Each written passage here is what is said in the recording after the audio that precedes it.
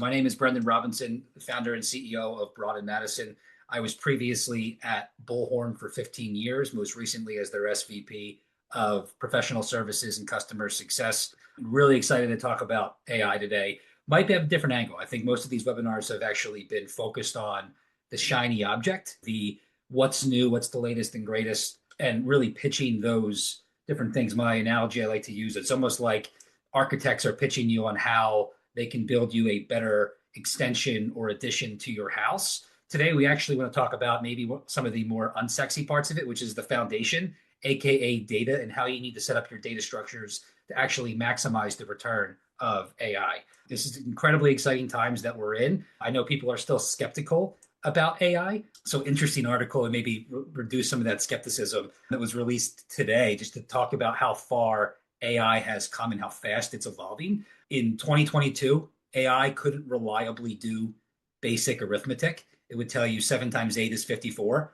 By 24, it was writing its own code to explain graduate level science. In 2023, it actually passed the bar exam. By late 25, it was replacing some of the best engineers in the world. And I'm not sure anybody saw this, but the most recent Claude 5.3 codex release that happened on February 5th, AI is now writing itself. So that new model was written by AI. That's how fast this is going. So it's to quote Jesse Spano from Saved by the Bell, my feelings on AI. I'm so excited. I'm so excited. I'm so scared. That's how I feel, but we're excited to talk to you about today and want to hand over to Jerome for a brief introduction on his side. Yeah, good morning, good afternoon, and good evening. My name is Jerome Gerard, and I'm very excited to be here as well. We both spent many years in this space working in a number of different environments with multiple technologies. And it's always interesting to see firsthand how AI automation can promise a lot and frankly does do a lot as a point solution. However, if you want a long-term winning strategy, getting into the foundation, as Brendan just said, the foundation of your data as well as ongoing maintenance is absolutely critical. Why don't we get into a little bit of the housekeeping here? Absolutely. So we expect this to go 45 minutes. It's going to be a conversational between Jerome and myself. There is going to be time for Q&A at the end, so feel free to add your questions into the chat. If there's anything transactional we can answer in real time, somebody of our team will do that. We are going to be recording this session, so we'll be able to distribute both the slides and the recording afterwards. Do not worry about taking frantic notes here. We will make sure you get this content. And then finally, full disclosure, it wouldn't be a webinar without a bit of a sales pitch. We're saving that for the end. Try to keep it as informative as possible up front before closing with some takeaways for this team. So,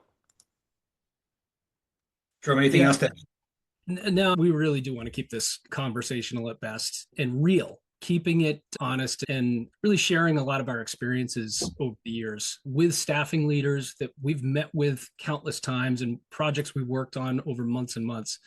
It's a real pleasure to speak to you all this morning and really dive into what we've seen and experienced. So we can jump right into this agenda here. Yeah, so from an agenda, as you can see, we'll start with the promise versus reality of AI and recruitment. We'll then dig into where things break down, especially around data. We'll share real-world examples of bad data disasters, then flip to what good looks like when the data is clean. And we'll discuss why most teams struggle to fix data issues, even when they know it's a problem. Then we'll suggest how to actually fix it. And finally, we do have a free data diagnostic offer for those interested, and we'll open it up for QA. Let's get going. So let's start with the big picture. We've all heard the promises that AI is supposed to revolutionize recruitment.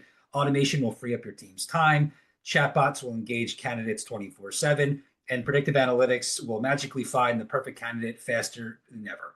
In theory, tools like Bullhorn automation, ChatGPT integrations, and fancy business intelligence dashboards should technically transform your staffing business. The promise is that recruiters spend less time on admin and more time building relationships. Candidates get a personalized experience at scale, and leaders get instant insight into the pipeline. In theory, this sounds fantastic, right? That's the promise, and that's what we hear every day, right? But what we're seeing on the ground in reality is that it's more of a mixed result, right? There are some great AI products out there that do deliver on one aspect of the business, but that doesn't cover the entire needs of the business. So AI and automation tools, they're not cheap, and it requires a significant lift of the business to configure, to understand, and to adopt, right? And so to get the full ROI with, if the data is flawed from the start, you're just never going to see that real return. So, despite all the buzz, only about 16% of staffing agencies have actually reached advanced automation in their processes. And that's down from 19% last year, which is a really interesting correlation when you think of how everybody's talking about moving forward with AI, but yet what reality is we're seeing companies retract from it a bit because, like you said, there are some disasters out there. In the day-to-day terms, it means there's a lot of shiny features that are just sitting on the shelf, unused, sitting in your desktop, your people's desktops, just not being used to their fullest capacity. And the real scary thing is if they don't trust it, right? What are they doing? Are they using other AI tools outside of your system of record? And that can be a problem as well. 100%. There's often a gap between the expectation and reality for these firms. A recent survey actually showed that 36% of the obstacles companies face with AI come down to data issues, not the AI tools themselves, not really a lack of ideas, but the data, the foundation of where everything else is built off. In recruitment, we see AI pilots fail or fizzle, not because the AI isn't smart, but because the data feeding it is messy or incomplete. So really, it's a perpetuation of the adage garbage in, garbage out, which still and probably is even more true in the age of AI.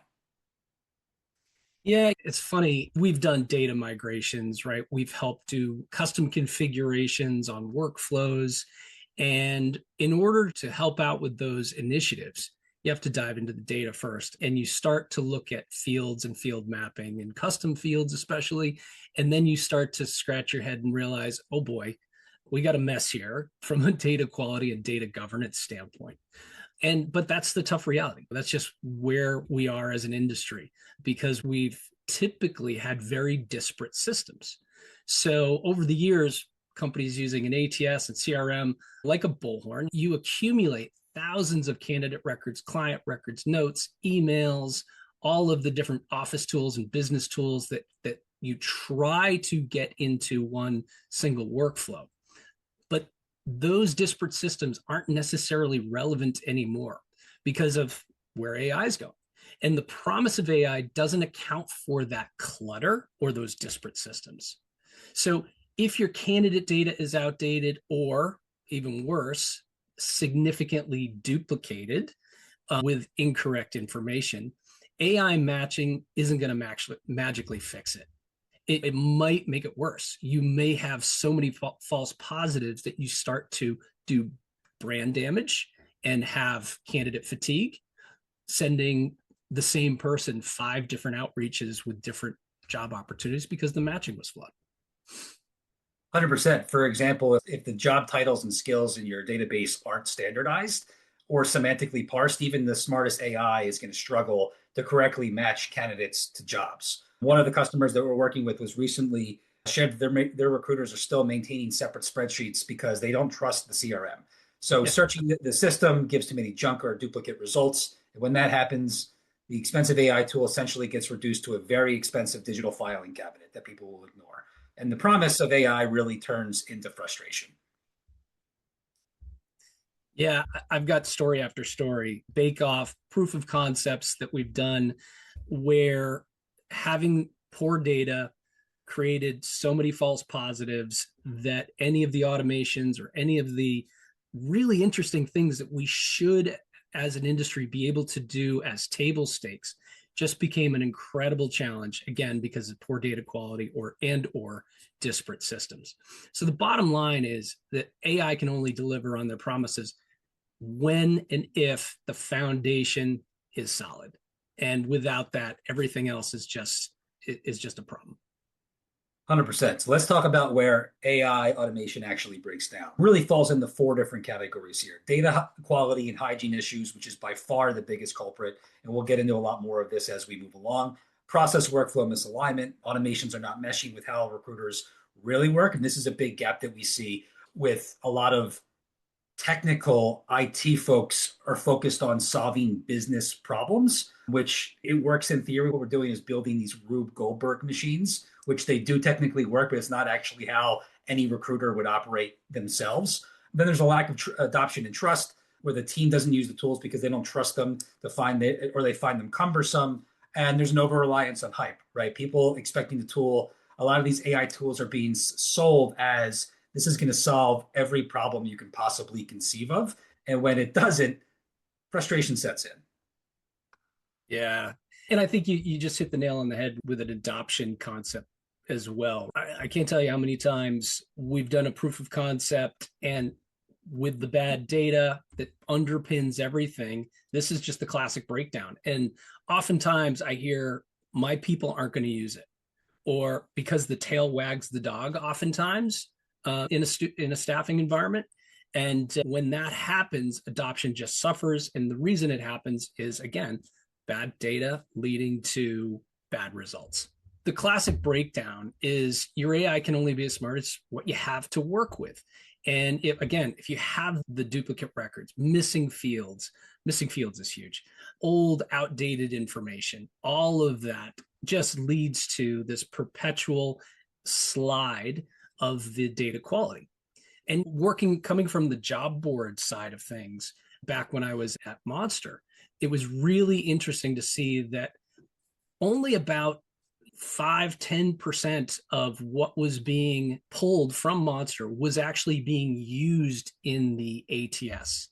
So many staffing companies paying enormous amounts of money for candidate acquisition, only to have that money be maybe used at 5 to 10% of capacity. Similarly, with the ATS itself, most companies are only using about 5% of Bullhorn's functionality because of, again, data issues. Being able to use some of those automated workflows and being able to use the Bullhorn Automate, aka Hairfish functionality. If any of that is reliant upon really accurate data, it's just not going to be used to its fullest capacity. The bottom line is, when the data is messy, AI will either fail quietly or fail loudly and obviously, where you're doing damage to your brand in front of clients and in front of candidates. And when AI doesn't fail quietly, it amplifies whatever is broken. So it just has this ripple effect all the way down the chain. 100%. Now let's talk about workflow misalignment issues, right? Sometimes automation breaks because it was set up in a vacuum. Maybe your team brought a recruiting automation platform and turned it on a bunch of automated sequences or triggers without fully mapping the recruitment process. If those automations don't match how your team sources, qualifies, or engages candidates, they can create more work. And we've seen scenarios where recruiters spend more time babysitting the automation or correcting its mistakes than the actual time it saves for them. For example, if an automation moves a candidate to a rejected status, but also doesn't close out the related tasks, a recruiter ends up manually cleaning up anyway. Or a chatbot schedules an interview at a time that the recruiter actually isn't available. Not a great look. These are the breakdowns not of the tech itself, but of the configuration and the process that the tech is built upon. Yeah, yeah. And again, that goes to adoption and trust. Spending all this money for systems and processes and change management and the like. But if your recruiters and salespeople don't trust the data or the tool, they're just not going to use it, or worse, work around it. Again, Excel. I could tell stories back in my branch management days when everything was going around the ATS and CRM and sitting in Excel, which was just a shame. But you know what? Recruiters have been burned by bad suggestions using the wrong tool with the wrong data. They ignore the AI and manually search anyways. And again, this back to my job board days, ignoring what's in the ATS and then going out and starting all over fresh and going to LinkedIn and going to Monster, Dice, Zip, you name it. And as long as they fill the rec, leadership typically ignores that, but also it really throws a wrench in the analytics, because the analytics get all messed up with these paradigms, and then leadership is misled by the numbers in their dashboards. So I'm sure many of you have seen beautiful dashboards that nobody actually relies on because folks mutter, that data is not right. I've got two polls from two different places. One's middle office, one's front office. And guess what? Those two numbers don't align. Which one is the truth, right? So you have to guess in the middle sometimes. And this is just a breakdown of trust, usually starting right from the beginning. And the point of this conversation, poor data hygiene and or lack of transparency. I myself am a sucker for a pretty report, regardless of the efficacy of said report. So I've been there, done that. The last piece here is really the overhype or unrealistic expectations. So if leadership expects a new AI tool to magically fix things without investing the time in training or data prep, you're going to be sorely disappointed. Often when we don't see results materialize within a month or two, the project gets abandoned and people say AI didn't work for us. In reality, the AI might have been fine. It might have never had a fighting chance because the environment it was dropped into. Only 27% of organizations bother to review or curate AI generated content before it's deployed, which means that a lot of teams just set it and forget it. And that's really a recipe for cringe-worthy outputs that you can see and selling that lack of trust within the AI itself. Unlike the traditional SaaS model of evaluate, implement, deploy, adopt, this is a long-term investment that you are making in your success. And frankly, even the biggest champions of tools like Bullhorn Amplify are not seeing meaningful results until 6 months in to their journey. So this is going to be something that requires a lot of dedication and a lot of muscle memory and time to get right. Yeah, I think you just brought up a really good term for this as well. And that's the fact that it's a journey. This is not a set it and forget it. AI and automation usually breaks down at the point of contact with reality. And that messy reality of human influence data and processes can really disrupt what is, for all intents and purposes, a great plan. The number one factor in the data quality is the people and the inputs. The AI has it right more often than not. It's the data points that it's working off of that a human had to input that is the problem. So now let's double click on what does bad data break exactly in a staffing context. What happens when you're working with the flawed system of record? Absolutely. We've already hinted at some of these already, but we can paint a clearer picture of the fallout when your CRM data is really just terrible. So bad data can break things in at least four major ways. It wastes your team's time, it misleads your strategy, it causes automation misfires, and it hurts your candidate and client experience. So on the wasted time and productivity, when the data is duplicative or disorganized, your recruiters and account managements end up doing data janitorial work or workaround tasks. Worked with a top recruiter recently who spent 90 minutes updating records and syncing data manually for something that should have taken 15 minutes. And unfortunately, that's an incredibly common scenario. We've seen recruiters who, instead of using an integrated system, export lists to Excel to dedupe and cross-reference because the CRM has multiple entries for the same company or candidate, or they have a team call or a huddle to figure out which John Smith in the system is the right one. Every duplicate or stale record is like a landmine of wasted time. And what we've seen and the research we've conducted, on average, 12% of recruitment data is classified as duplicative. That's a huge number. And that's time spent wrestling with data, not time spent placing candidates or building trust. And that's a really real cost overall. Next, we have misleading metrics and strategy blunders. When your data is bad and any analytics or reports built on top of it can really steer you wrong. I like to say bad data is like bad gas in your car. It'll make the engine cough. It might send you in the wrong direction.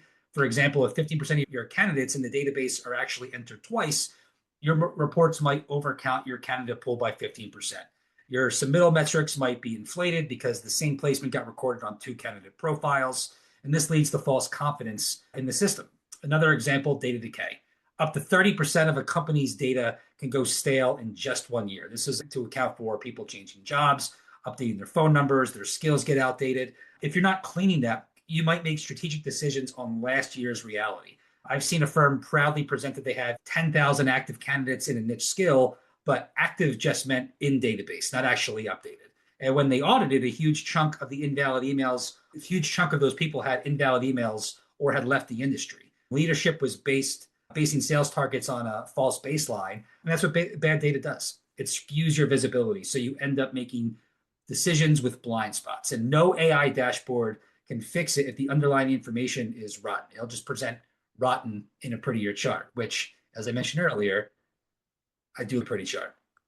Automation and AI misfires, really the embarrassing ones. This is where bad data meets the outside world in often terrible ways. Even or ever get an automated message, email with a blank field like "Dear quote candidate" because the data field was empty, or an SMS goes to "Hi John, we have a job for you in Dallas," but it was actually sent to Jane who lives in Boston. Those are very avoidable data errors. And we have a client example where they set up an AI-driven job alert system. It sounds great, except their skills taxonomy in the ATS was inconsistent. So the AI would sometimes recommend completely irrelevant jobs to a candidate. A .NET developer kept getting automated alerts or Java developer roles because somewhere in the database, the tagging was off. The result, candidates hit unsubscribe super quick. In fact, one stat we saw is that generic or mistargeted outreach from automation is causing unsubscribe rates to climb, and it damages your brand. Another famous and more recent and extreme example, a few years back, Amazon actually tried automating resume screening with AI, but their model started discriminating against female candidates because it was trained on past hiring data that was biased towards men. You should look this up. It's actually a very depressing article. The AI picked up on the bias in the data, and things like downgrading resumes that had the word women's, as in women's chess club, and Amazon had to scrap that tool entirely, which is complete embarrassment on many fronts. The lesson is if there's a flaw or bias in your data, AI will magnify it, not fix it. And on smaller scales, everyday bad data leads to automation doing dumb or dangerous things. Double emailing clients, sending texts to candidates at 3 a.m. because the time zone was wrong, you name it. We've probably had a little bit of automation nightmare stories like this. I'm sure you all can relate. And finally, poor candidate and client experience. And staffing and relationships are really everything. That's really the one area that people are convinced is not going to be replaced by AI. So we need to really double down on the relationship aspects here. Bad data can quietly erode those relationships. An example, a candidate gets contacted by 2 different recruiters from your firm for the same job because each one had a duplicate profile in the system. Candidate thinks, don't these people talk to each other? This feels disorganized. Or client receives an invoice with the wrong company name or the contact person because of a data error. It doesn't inspire confidence. I've seen a case where a client record was duplicated under 2 similar names, and half the team was logging activity on the other one, and half the results report showed the client wasn't being serviced, frankly, because each half of the business only saw partial data, and the client actually complained about the lack of follow-up. Internally, people were confused, but I emailed them. I called them last week. It was all in the system, but it was split across 2 different records, and nobody had the full picture. That's a direct hit to client satisfaction. In the candidate realm, another one, if you have the wrong email or an outdated resume on file and you keep pitching a candidate roles that don't match their current skills and location, they'll quickly ghost you or view your outreach as spam. So trust is hard to build and it's super easy to lose. And data mistakes chip away at trust each time. Candidates and clients might not know why something is off, but they feel the effects in service and quality overall. Yeah. There's a lot there, right? The world of staffing has changed post-COVID very significantly. Some verticals have been hit harder than others, but the universality of the situation is that bad data, it can lead to broken trust, lost productivity, CRM, AI initiatives. Ultimately, it all leads to lost revenue, right? And it's interesting. So oftentimes when we talk about AI and we talk about automations, historically, we've been talking about candidate acquisition, candidate engagement, submission, placement, getting that revenue. But we're in a new paradigm in staffing where sales, new business development, net new clients is more challenging than it's been in probably 16, 17 years. And for many people out there that our clients have out there selling, many of them never worked in the staffing space through 08, 09, 2010 financial meltdown. And that was a tough time in this space. And as was when the .com bubble burst. And without the right CRM data, doing that sales development, understanding who the ICP is, getting to the right hiring managers is a massive challenge. And again, you can do significant brand damage if you're reaching out to the same five people are reaching out to the same hiring manager through five different contact points in your CRM. And we often joke about every recruitment CRM is a crime scene of past sins, duplicates, typos, old notes, weird workarounds. Let's face it, we're in the staffing world, we're pretty good at working around the system. But I think the purpose of this conversation is not to just preach doom and gloom, it's to paint a picture of really what does good look like. And that's what we're here for, right? Ultimately, is not to just say, all right, data is your problem. Data is a problem, but how do we fix it? How can we help?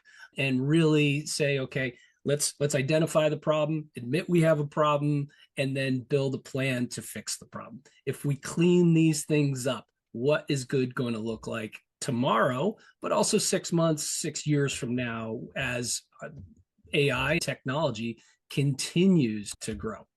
And what does good look like exactly? And this is a good segue. So, if everybody can close their eyes, I'm going to take you to data dreamland right now. So picture this: your database has one clean record per candidate and client, each enriched with the latest info. Recruiters trust the CRM as their single source of truth. No more side spreadsheets. When a recruiter searches for a Java developer in the system, they get one with the profile, the full history of that candidate, not five partial duplicates. They can see every interaction that's happened with that candidate, so they feel confident reaching out. Clean data builds that trust internally, which means higher adoption of your tools. And higher adoption means your fancy AI actually has a fighting chance to show results. Yeah, in that world of good data, you suddenly create an AI-driven and automated first workflow, right? And that becomes a real asset to your company. It's actually something that you can utilize as marketing material and help close more new business by illustrating how great of a system and a process that you have. For example, if you implement an AI matching tool on clean data, it can truly bring out the hidden gems in your talent pool, right? Bringing up and highlighting a candidate, those purple squirrels, they can be really hard to find that otherwise may just fall through the cracks, as opposed to here's a couple of great matches and you submit it. And then constantly, when I've been on the HR consulting side of things, you hear from hiring managers saying, we just get a lot of submissions and so many of them are off. Now, of course, that's a two-way street. Oftentimes they provide a horrible job description, but that's a problem for another day. But without the good data, you get these embarrassing hiccups, right? And so candidates get, when you've got the right people, the right fields, everything completed, the parsing is done correctly, you get a relevant opportunity in front of the right candidate, right? And it is useful content. They stay engaged. They're willing to update their contact information. They're willing to update their skills. So it becomes this journey, both with the candidate and with the client data, so that good yields more good. Good data, good matching, good candidate experience. That candidate is going to be more engaged, more likely to update, which creates even better data, right? Likewise with your candidate engagements. And then it becomes something that leaders can actually rely on. Those fun, lovely dashboards that we all love bringing out and showing to senior leadership and saying, look how great we're doing. It's really embarrassing when that data is incorrect. I've been there many times. The reality is there was a blog post that put it this way: clean data is the quiet force behind every smart decision. It turns your database from a lingering threat to a strategic advantage. I like that term, lingering threat. That's pretty good. It really flips the script. Instead of fearing what's lurking in the dark recesses and corners of Salesforce or HubSpot or Bullhorn, you can leverage it as a gold mine. Yeah, ultimately, good data is somewhat invisible. It means things just work, right? Your team might not even try to celebrate when things goes wrong. That's a very low bar. Yeah. Because when data is clean, problems didn't occur and you almost take it for granted. But it shows up in the numbers. Faster fails, as Jerome mentioned, higher placement per recruiter, better candidate NPS, we've seen firms turn their data quality around. It's like removing a weight they didn't fully realize they were carrying. So everything accelerates. And in short, good data is the foundation that allows AI and automation to finally fulfill their promise. Yeah. Now, we've primarily been talking about front office or referring to front office data, but this also, as we all know, flows into compliance, I-9ing, getting good practices with that candidate communication and how they want to be spoken to or connected with, right? Having all of these little touch points really make a big difference so that you can communicate with a candidate better, faster, more accurately, get them onboarded, get them into the system, and get them on bill faster and in a more accurate way to reduce liabilities. Everything runs smoother. So even though we were just been talking about primarily front office, it really makes a big difference when it goes into middle to back as well. And like you said, I've seen it many times. There was a Dutch client that I was working with years ago, not that long ago, 4 or 5 years ago, and they had something like a 30% error on invoicing. Can you imagine having to deal with 30% error rate on invoicing? And that was simply because of broken processes and data inputs. So, Jerome, you want to talk about why most teams don't fix this? Yeah, yes, I do. No, I don't, but yeah, I will bring it up. Yeah. It's a challenge to, first of all, admit that there's a problem. And then when you look at what the fix is, you then say, okay, how is this going to affect day-to-day business? If I have to go back and retrain and re-index data, is how disruptive is this going to be? Are we going to hit this week's KPIs? And that it's that short-term visibility that becomes one of the biggest things that you just want to ignore it, right? You just say, okay, let's just make sure we turn this dial up to 11 and everybody's already running at 10, but now you got to turn it up to 11 or 12 to hit that week's KPI. When the reality is that maybe turning it down to 9, taking a half step back and using good data will allow your team to run at max capacity, full efficiency in the weeks to come. 100%. 100%. And I think this has been pervasive throughout. And one of the things that we're looking to offer up here is also how we can help you guys get to a place where you can solve this problem, because it can seem insurmountable, especially when you're talking about problems that are measured in the tens of thousands, right? 10, 20, 30, 40,000 duplicates that you're trying to get rid of. So really the important things here are as follows. Diagnose, get a state of your data, get a health check for how things are to understand your, as Jerome mentioned earlier, the first step in solving a problem is admitting there is one. How do you, when I'm trying to get in shape, the first thing I do is I step on a scale, and that kind of level sets what I have to do. This is an important thing you have to do here to understand the problem. Then we can identify root causes, trying to figure out, all right, what can I do separately? Where are the sources of these challenges coming from? Do I have people smashing the quick apply on LinkedIn as a root of how they're getting into my system duplicatively? Understanding that is really important.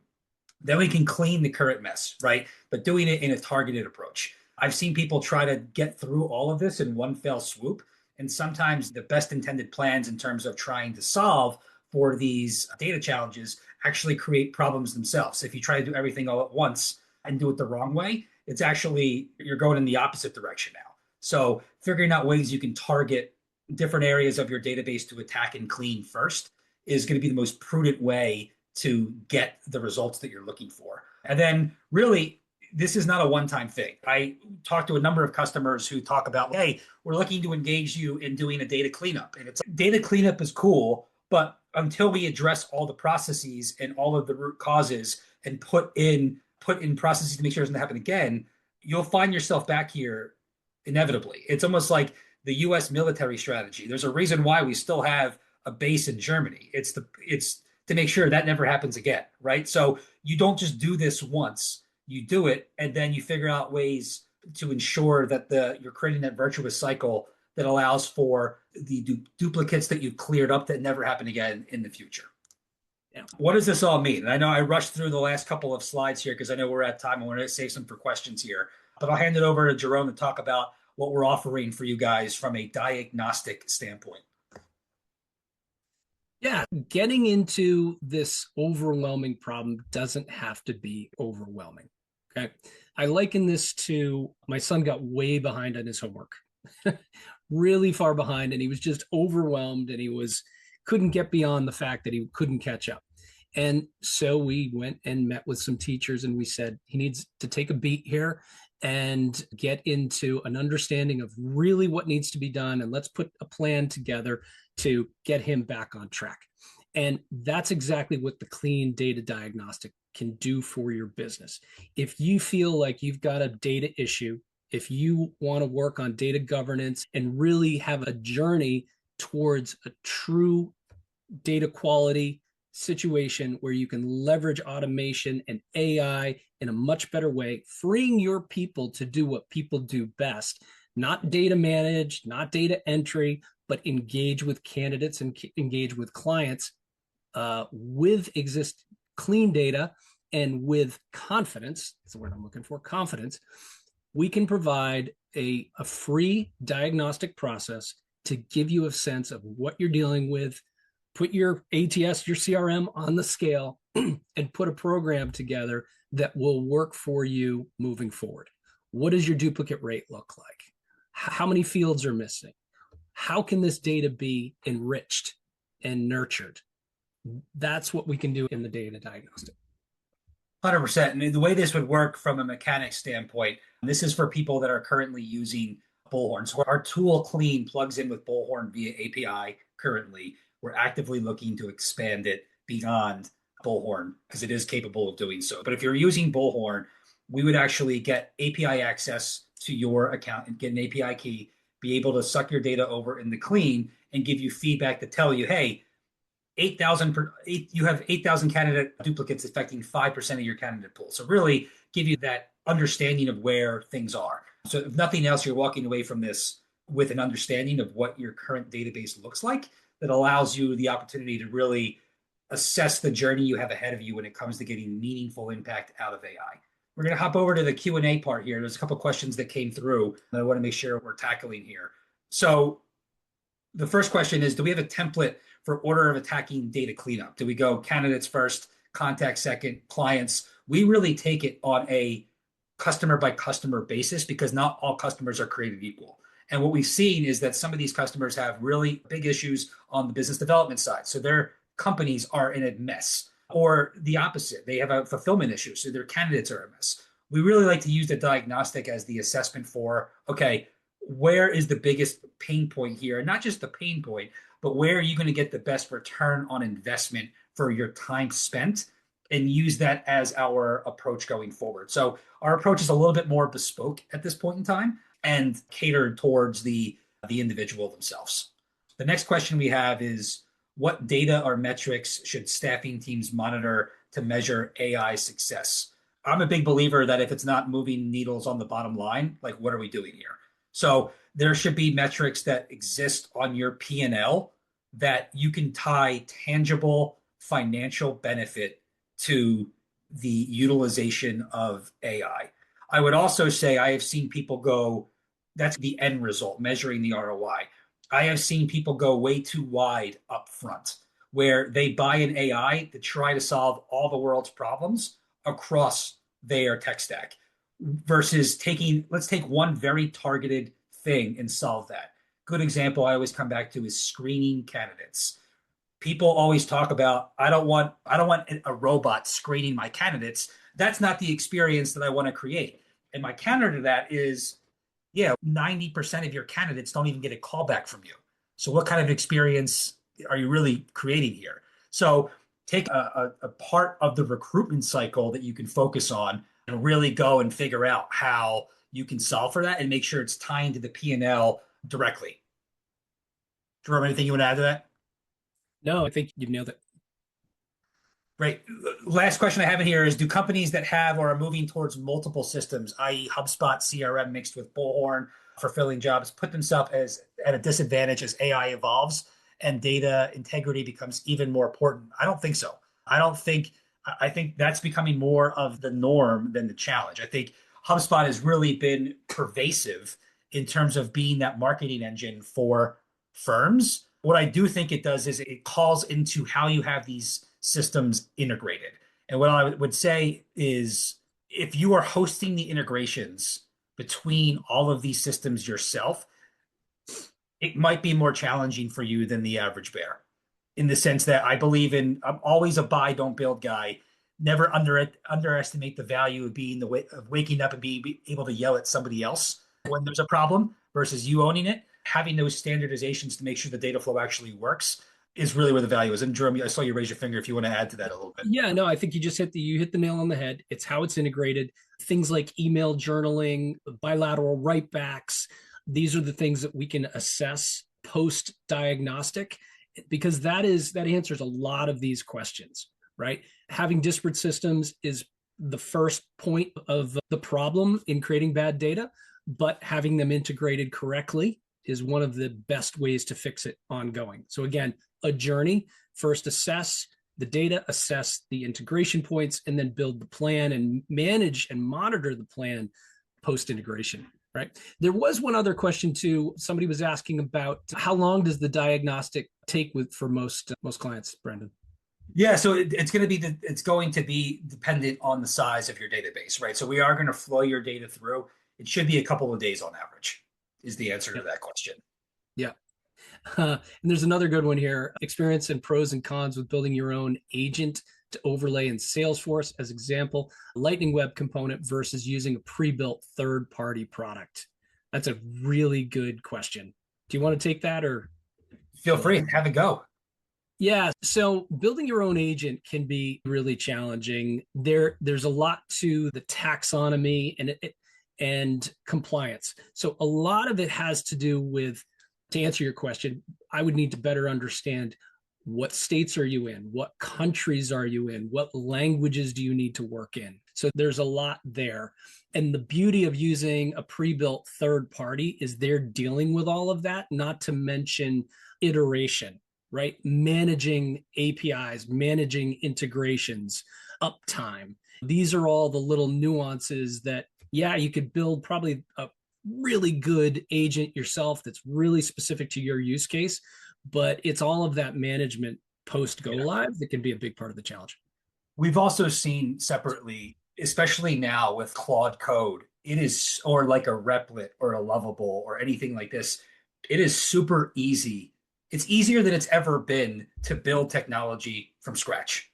And I think what I have seen the challenge is closing that gap from cool to useful is really that final push, which having a third party with dedicated people on really they can close that gap a little bit more effectively most times. Again, it also depends on the efficacy of your internal IT team, their talents, and that all matters. And I don't know the answer to that question, but it's very easy to produce something now that looks cool and can impress people internally. It is very hard still to build tools and agents that actually drive meaningful results to what Jerome just said, all those other devil in the details scenarios that come up as well. And I hope your big takeaway from today is that Broad and Madison is here to put these concepts into reality. We sit in seminars and webinars and SIA exec forum sessions, and we hear about how AI is going to change the world. But what are the pragmatic steps to actually move forward in that journey with a solid foundation so you can put that addition on to your staffing house without it falling into the ground? 100%. I appreciate everybody taking time out of their Wednesday here to talk AI and data with us. It's been a great conversation. Hopefully you found this insightful, and we'll follow up with some next steps for those who are interested in a free diagnostic. And when I say free, there is no asterisk on that word. It is free. We're more than happy to engage with you, and we look forward to continuing these conversations. And thank you all again for joining. Thanks, everybody.